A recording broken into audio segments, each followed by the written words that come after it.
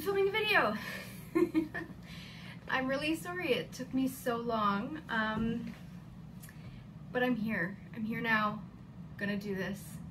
I'm gonna update you guys on everything. I want to try and do this quick and just a straight through video and no editing. Normally I ramble. I'll try not to. I don't want to have like awkward pauses where normally I'd edit them out. But I procrastinated doing this clearly for months. The last video I did was like the beginning of the pandemic, somewhere around there. And honestly, it felt kind of anticlimactic for a lot of months here, where this process for our embryo adoption had just, I mean, things here and there to do, but it was like spread out so much. And so I felt like I had nothing to really say. And then there was a lot going on and lots of time home together as a family, which we've loved, but just because everything's been like on and off again, shut down and open and all those kind of things in our area. So because of that, I also made that excuse. Why film? Everyone's around. I like to just kind of, I knew this would kind of be informative and it wouldn't be like a vlog style thing along this journey. So, and I don't have a computer to edit on. So it's just like all the things that make me procrastinate. So sorry. Anyways, but I'll kind of catch you up to speed. So last time I filmed, or I think last time I filmed, I didn't even check over my video. So I don't know if I told you guys this, but I had found out that I had just a couple polyps that needed to be removed in my endometrial lining. And so I had to wait for that. Then, you know, while I was waiting, things got shut down along that way.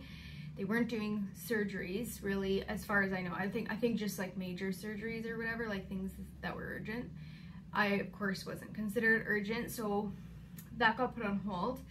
Actually, looking back, I just thought of this, is like, even that surgery, this is where it began, where things just went really smoothly for us in a lot of ways for this process.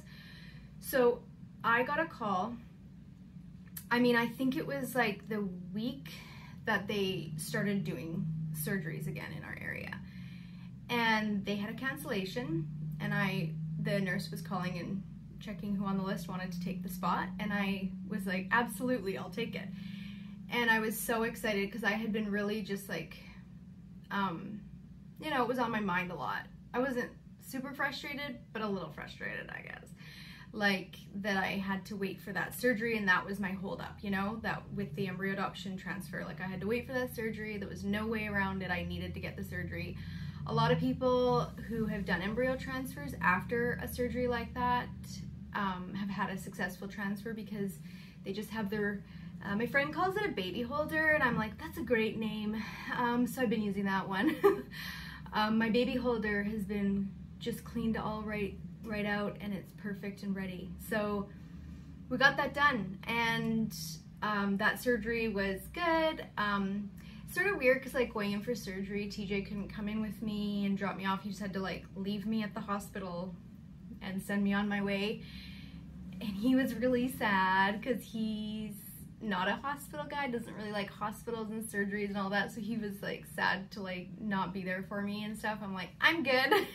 On the way to the hospital, I was talking to him about how they do it and what implements they use and like all this. And he was like, hey, can you stop? I'm getting nauseous. And I find that hilarious. So anyway, actually, same thing happened when I was telling him about the embryo transfer and how they do that. He had to tell me to stop saying it, because again, he was driving when I was talking about it. I love this stuff. I've like read up a lot on it all, and I just find it fascinating. Anyway, so that happened, and then we needed one more thing, which was to get our counseling session, which they always do with donor situations.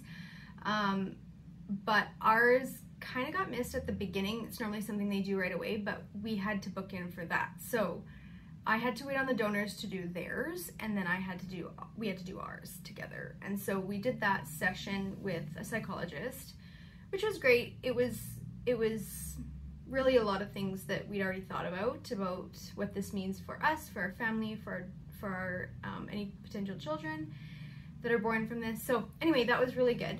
Once we had that done, I was like, oh my gosh, like, we're really close. And so I feel like, you know, I don't want to like major on like feelings, because our feelings are just our feelings. They're gonna happen. It's a bit of a roller coaster. They don't mean a lot. Doesn't mean we're gonna be successful or not with this process, but I definitely had some nerves set in at that point where I started to kind of worry about, like, we have 4 embryos, like, are they gonna make it? Like, when they thaw them, will they survive the thaw? Will they grow normally? And all those things. And TJ's been really supportive, like listening to me, but not really fully understanding like what my concern is, because he's got so much hope and faith for this all, and he's pretty good.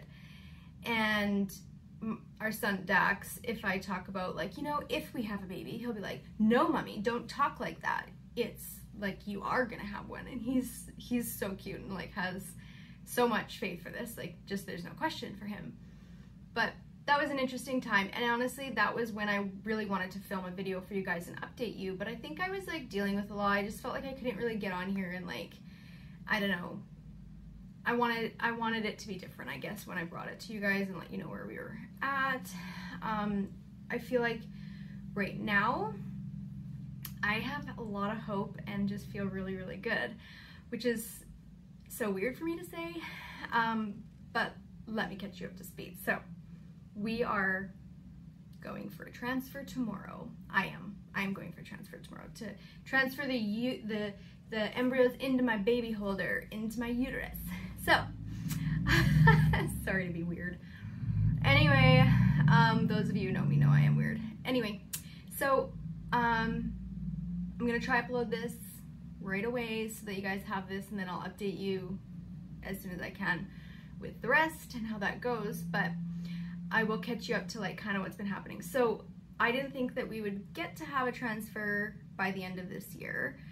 Been really praying that we would, and you know, but when I had my last consult with the doctor after they had everything that they needed, oh, I forgot to add in there that like we had to ship our embryos from one clinic to another, and I'm in Abbotsford, BC, and the one clinic wouldn't work with us, so we moved them to the other.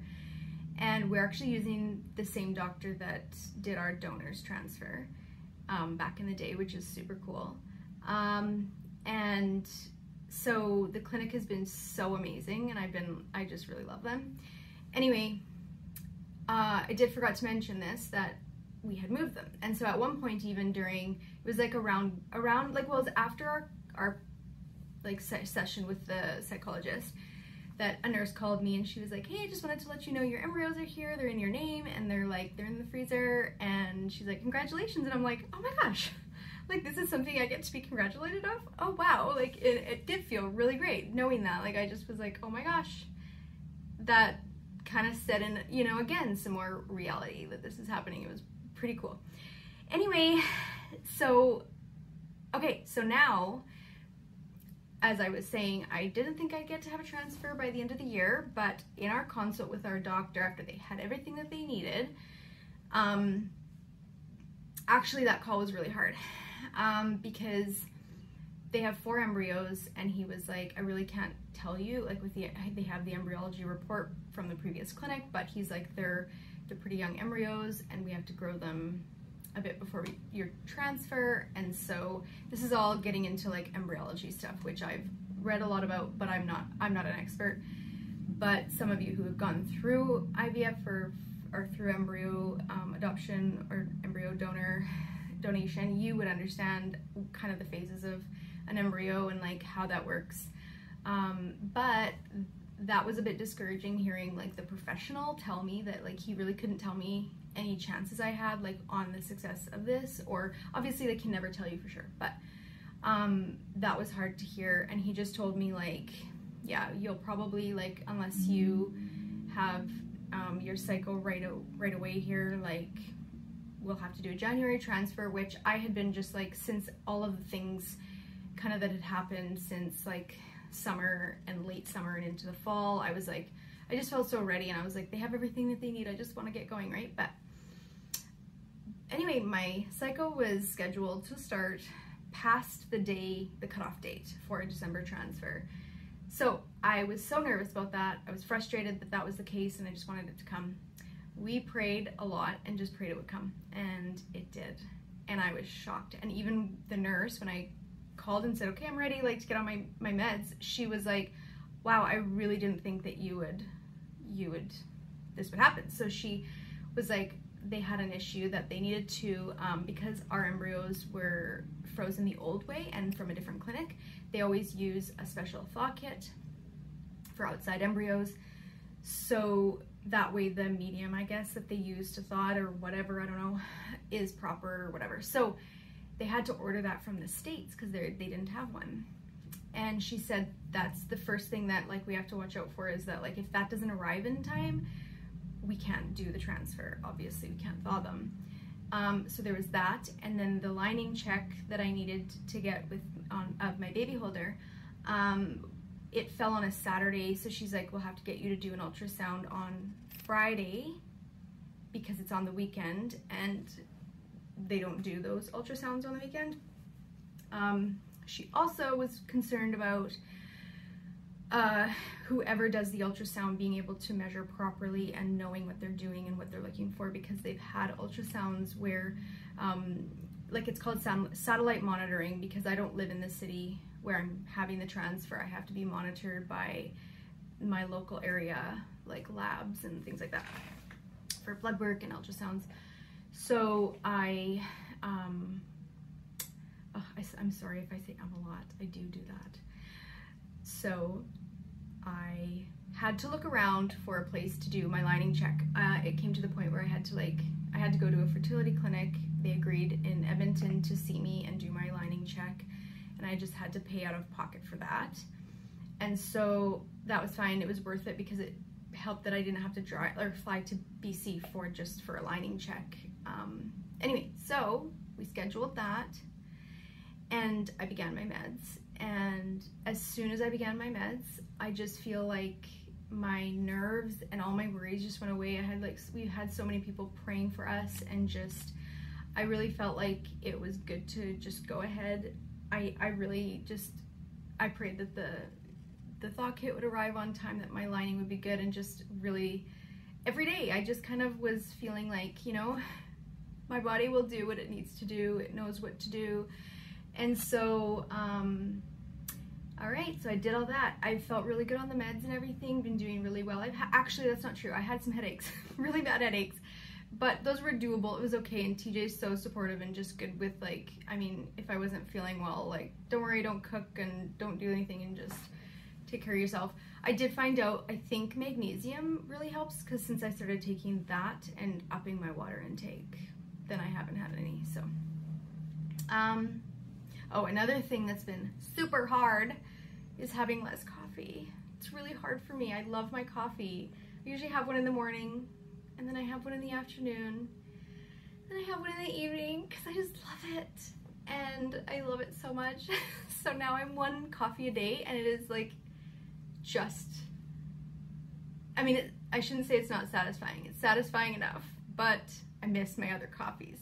So I do like this, like, dandelion tea that's kind of like coffee, or I will have, like, maybe an extra decaf in the day, which I know, like, is kind of pushing the limit a little bit, because they, you know, it goes through a process to, like, get the caffeine out of it. It's not the best for you and all that, but that's my story. Sorry for talking so long about my coffee. I just love it.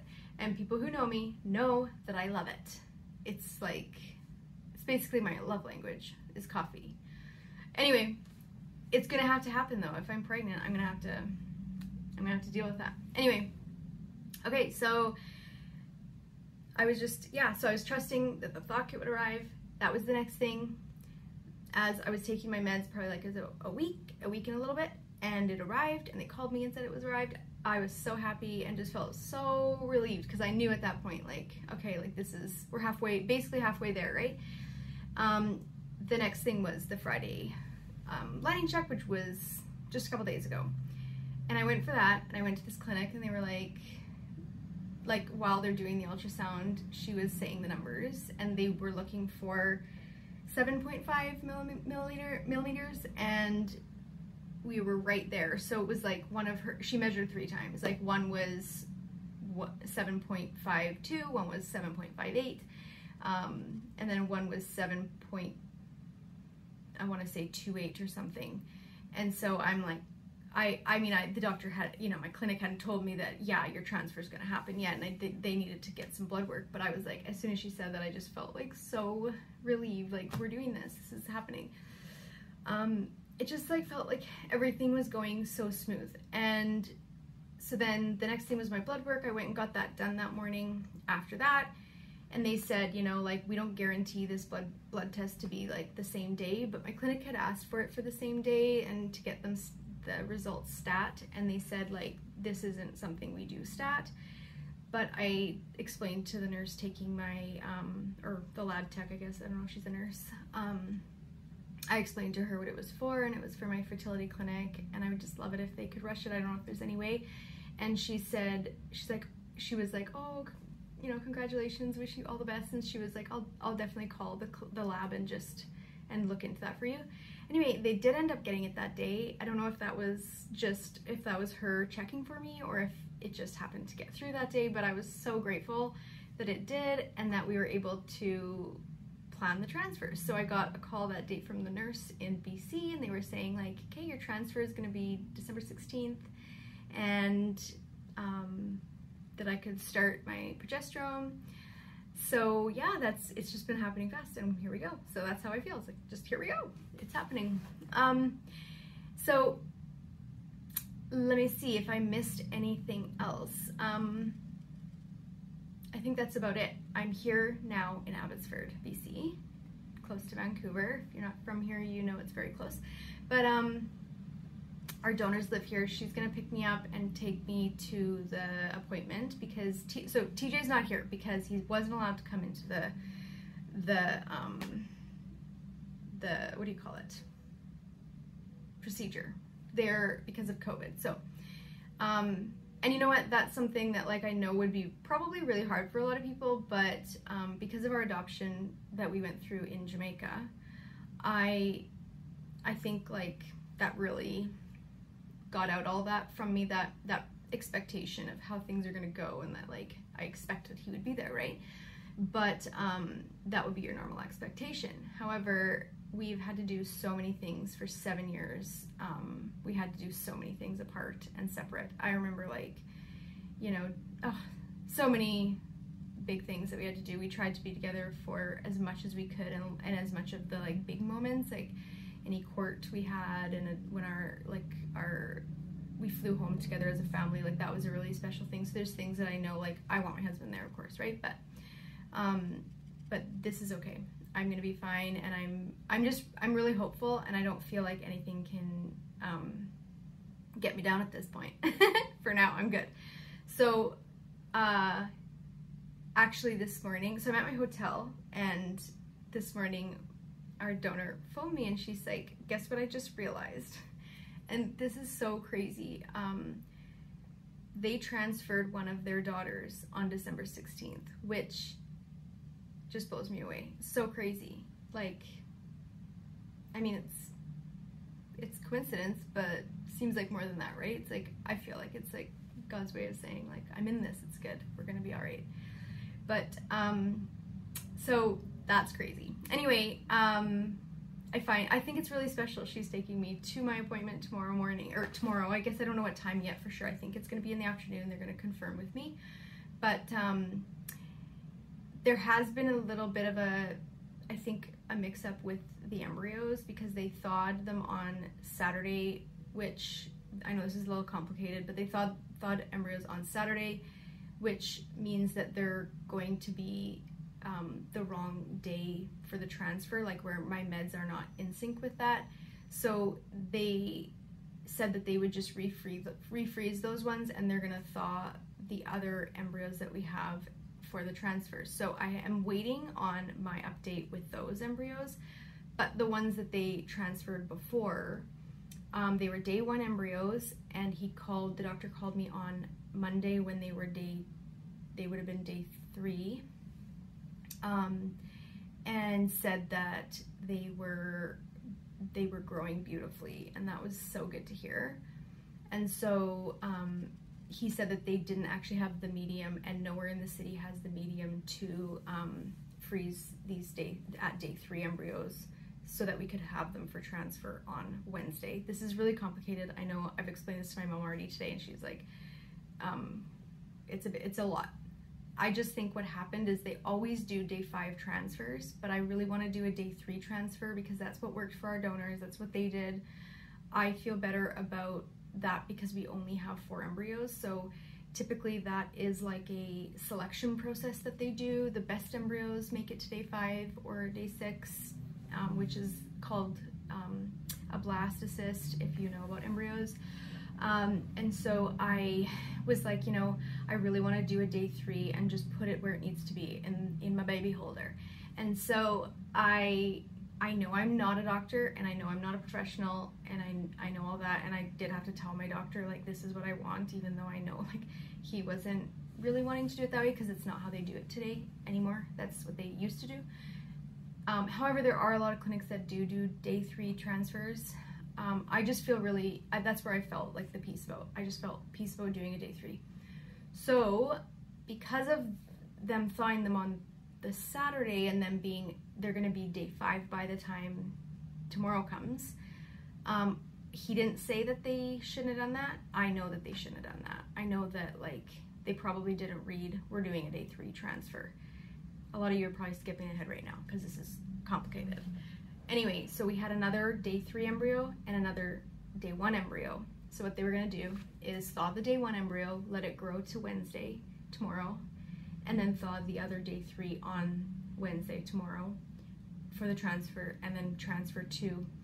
That isn't saying we're going to have 2 babies. It's not going to mean we have twins. There is a likelihood of it. It could happen.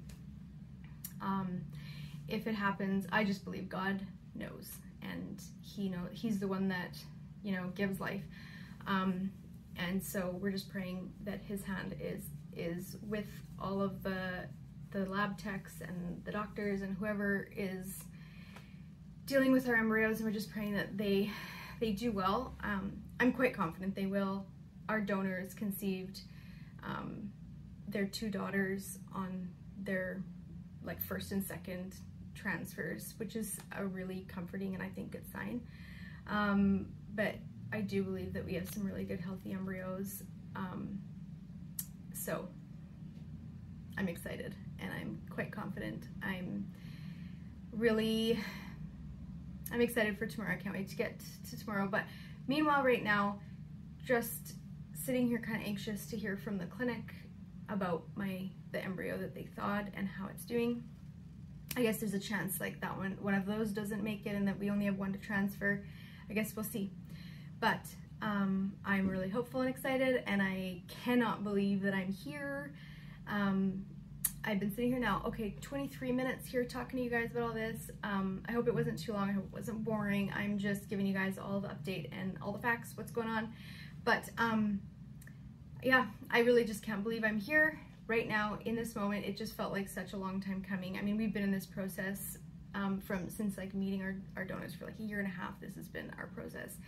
Ours kind of like, I feel like it's kind of a going trend with everything. I mean, our adoption of our son was a 7-year process. If you're just joining my channel now, you might not know about that, but yeah, I have a video of us coming home, and I don't know, you can check out my other videos, but we had a very, very, very long journey with that. So a year and a half to me really wasn't a big deal. It was okay. I had moments where I was like, you know, okay, it's dragging on a little bit, like I'm getting anxious isn't even the right word. It was just really ready, you know, for it to move on, and I'm, yeah, just all of that. The feeling that you get when you're just kind of, you're waiting a long time. It's natural. It gets to a point where you're like, yeah, let's do this, you know? And so I don't know what I'll film in the days to come, but I'll probably try and do a video updating you guys how everything went, and I feel so excited. I like talking about all this. I like talking about embryo adoption. I'm a very open book as far as this journey goes. With our adoption, it was such a different situation that I just I didn't vlog through it. I often honestly wanted to, but it was a very heavy, difficult journey that was there was so often just so many unknowns for us that I just couldn't have sat down and talked about it. Plus I didn't want to rehash things when they happened because there was just a lot of pain in the journey. This has been a complete different story for me. It's been so fun and exciting in getting to know our donors and being able to have relationship with them. I think that embryo adoption is such a beautiful thing. I think about all of the embryos that are just thousands and thousands, hundreds of thousands of embryos that are frozen all around the world. And couples who have done IVF, who have completed their family, maybe don't know what to do with them. I want to talk about it because I just think how cool would it be if more people chose this and, you know, they feel that ethical, tension with do I discard of them, but I don't feel right about that, or do I donate them? Maybe I don't feel comfortable with that either. I don't know, but I want to be able to show that it can be so beautiful. I want to show that it's I think it should be normal. I think it should be something that more people do. I know it's controversial. There's a lot of people that don't agree with it. I just think and even IVF, a lot of people that don't agree with IVF, but I think no matter what you even believe about IVF, this is a beautiful way for families to, I guess for us, it's redeeming. It's the fact that I have a chance to give life to embryos, and then it's also for the family that donated to us, the fact that they get to see this happen and just it's blessing them as well. And so I know everybody's different. I know some like to do this anonymously. I just think any potential children are just gonna have more love and more, whether if you have an open relationship with the donor family. But it's been really beautiful for us to walk out so far, and I think it's going to continue to, because we just really feel God's hand in it all. So that's my spiel. I just love it. I just really love it, and I feel so incredibly blessed to have this opportunity. Honestly, I've had a real journey in this process of coming to terms with I had to come back into terms with having the chance to have a baby, because this was something I didn't think that for years that would happen. I knew that it was only if God did a miracle, because for us we have male factor fertility and issues, and it would be a miracle if we conceived. I've had people tell me, oh, watch, you're home from your adoption, you're gonna get pregnant, and I'm like, well, maybe. But I don't talk about that with people. It's not, people don't understand the complexities. It's just not easy for everyone. It doesn't work like that for everyone. It can, and there's miracles happen every day. But we've been married 16 years, and I have never seen 2 lines. I've never been pregnant, never even a hint of it. But believed that God could do that miracle anytime, and I knew that He could. So, but I really felt like I kind of had to lay down that whole the desire to be pregnant, but that I could really never shut it out completely, because it's something that's really a deep desire of my heart. And so I'm feeling so excited about this opportunity, but a little nervous. I know there's no guarantees, but I will try to update you guys as things progress. I can't guarantee that I'll be super quick with it, but I definitely will. And I mean, if I'm excited, I'll probably have a hard time not telling you. So yeah, I better stop talking. I'm a half an hour in. I will talk to you guys on the next video, hopefully in the next few days.